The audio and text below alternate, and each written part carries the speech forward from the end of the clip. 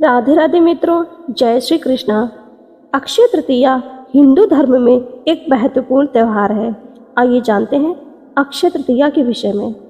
जो वैशाख मास की शुक्ल पक्ष की तीसरी तिथि को मनाया जाता है, यह एक पवित्र दिन माना जाता है और कई धार्मिक अनुष्ठान और उत्सव इस दिन किए जाते हैं।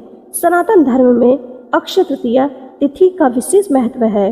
वैशाख मास की तृतीया तिथि को अक्षय तृतीया के पर्व के नाम से मनाया जाता है। इस पर्व से सनातन धर्म की अनेक कथाएं और घटनाएं जुड़ी हुई हैं। इस पर्व का संबंध जैन धर्म से भी है। यही वजह है कि अक्षय तृतीया को परम कल्याणकारी तिथि माना जाता है। इस तिथि को किए गए पूजा पाठ और दान का विशेष फल प्राप्त होता है। साधक के जीवन से सभी तरह के कष्टों का निवारण हो जाता है। आइए जानते हैं इस तिथि से विशेष क्या घटनाएं हैं। क्यों खास है अक्षय तृतीया का पर्व? ऐसी मान्यता है कि माँ लक्ष्मी धन और समृद्धि की देवी इसी दिन समुद्र मंथन से प्रकट हुई थी। इस दिन भगवान नर नारायण परशुराम जी और हयग्रीव जी का अवतरण हुआ। भगवान परशुराम भगवान विष्णु के छठे अवतार हैं, अतः इनका जन्म भी इसी दिन हुआ था। इस तिथि को ब्रह्मा जी के पुत्र अक्षय कुमार का जन्म हुआ। यह विश्वास है कि ब्रह्मा जी के पुत्र अक्षय कुमार का जन्म अक्षय तृतीया को हुआ था। इसी तिथि पर रावण के सौतेले भाई कुबेर जी को खजाना मिला। कुबेर को खजाना मिलने का मिथक हमें धन समृद्धि और संपत्ति के महत्व के बारे में याद दिलाता है। ऐसा माना जाता है कि उन्हें देवताओं का खजानेदार बताया गया है, जिन्होंने उन्हें अक्षय तृतीया के दिन यह पद प्रदान किया था। इस दिन सुदामा जी भगवान कृष्ण के द्वारकापुरी में मिले थे। यह एक पवित्र दिन माना जाता है और कई धार्मिक अनुष्ठान और उत्सव इस दिन किए जाते हैं। जैन धर्म के प्रथम तीर्थकर ऋषभदेव जी ने व्रत का पालन किया। कुछ ग्रंथों में यह उल्लेख है कि भगवान ऋषभदेव जी ने एक वर्ष का व्रत फाल्गुन मास की पूर्णिमा को पूर्ण किया और वैशाख मास की शुक्ल पक्ष की तृतीया तिथि को पारण किया।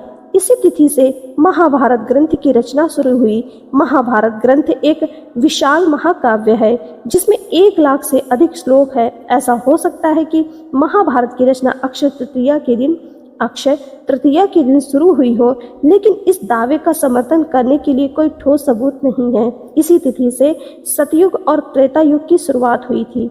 हिंदू धर्म में 4 युग माने जाते हैं: सतयुग, त्रेता युग, द्वापर युग और कलयुग। ये विश्वास है कि अक्षय तृतीया के दिन सतयुग और त्रेता युग की शुरुआत हुई थी। यह लोकप्रिय धारणा है। द्वापर युग का समापन अक्षय तृतीया की तिथि को हुआ।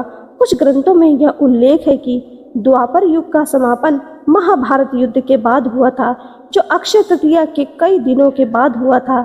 अन्य ग्रंथों में यह उल्लेख है कि द्वापर युग का समापन धीरे धीरे हुआ था, एक विशिष्ट तिथि पर नहीं।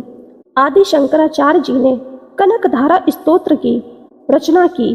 कनकधारा स्तोत्र की रचना कब और कहाँ हुई, इस बारे में अलग अलग मत हैं। कुछ विद्वानों का मानना है कि यह स्तोत्र 8वीं शताब्दी में रचा गया था, जब आदि शंकराचार्य जी भारत में घूम रहे थे।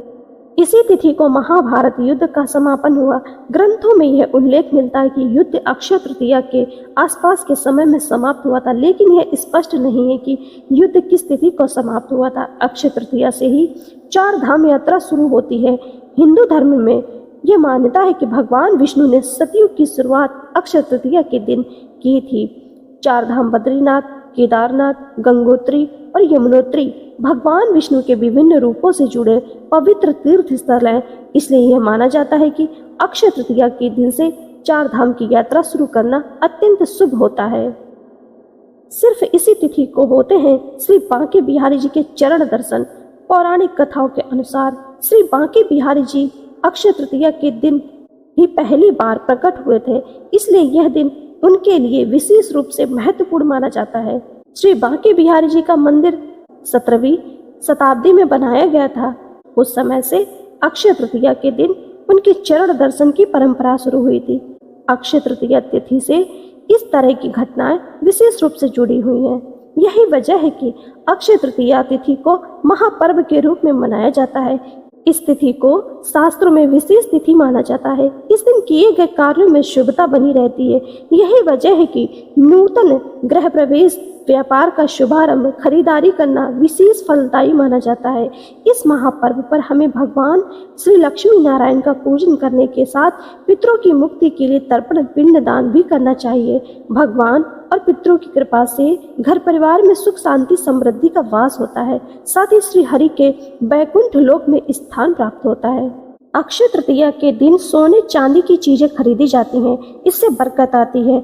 अगर आप भी बरकत चाहते हैं तो इस दिन सोने या चांदी के लक्ष्मी जी की चरण पादुका लाकर घर में रखें और इसकी नियमित पूजा करें, क्योंकि जहाँ लक्ष्मी जी के चरण पड़ते हैं वहाँ पर धन का अभाव कभी नहीं होता है।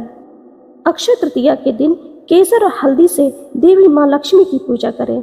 आर्थिक परेशानियों से लाभ मिलता है। अक्षय तृतीया के दिन घर में पूजा स्थान में एकाक्षी नारियल स्थापित करने से देवी लक्ष्मी की कृपा प्राप्त होती है। इस दिन स्वर्गीय आत्माओं की प्रसन्नता के लिए जल, कलश, पंखा, खड़ाऊ, छाता, सत्तू, ककड़ी, खरबूजा आदि फल, शक्कर, घी आदि ब्राह्मण को दान करने चाहिए। इससे पितरों की कृपा प्राप्त होती है। इस दिन गौ, भूमि, तिल, स्वर्ण, घी, वस्त्र, धान्य, गुड़, चांदी, नमक, शहद और कन्या, ये 12 दान का महत्व है। जो भी भूखा हो वह अन्न दान का पात्र है। जो जिस वस्तु की इच्छा रखता है, यदि वह वस्तु उसे बिना मांगे दे दी जाए तो दाता को पूरा फल मिलता है। सेवक को दिया दान 1/4 फल देता है।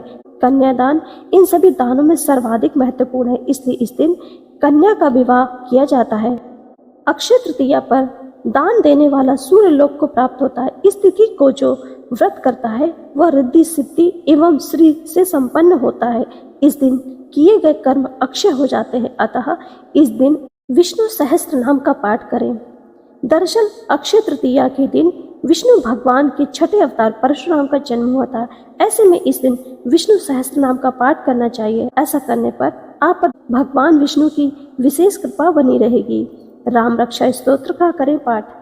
अगर कोई व्यक्ति लंबे समय से किसी बीमारी से जूझ रहा हो और लाख कोशिशों के बाद भी कुछ आराम न मिल रहा हो तो ऐसे लोगों को अक्षय तृतीया के दिन राम रक्षा स्तोत्र का पाठ करना चाहिए। इससे रोगों का नाश होता है और व्यक्ति को निरोगी काया मिलती है।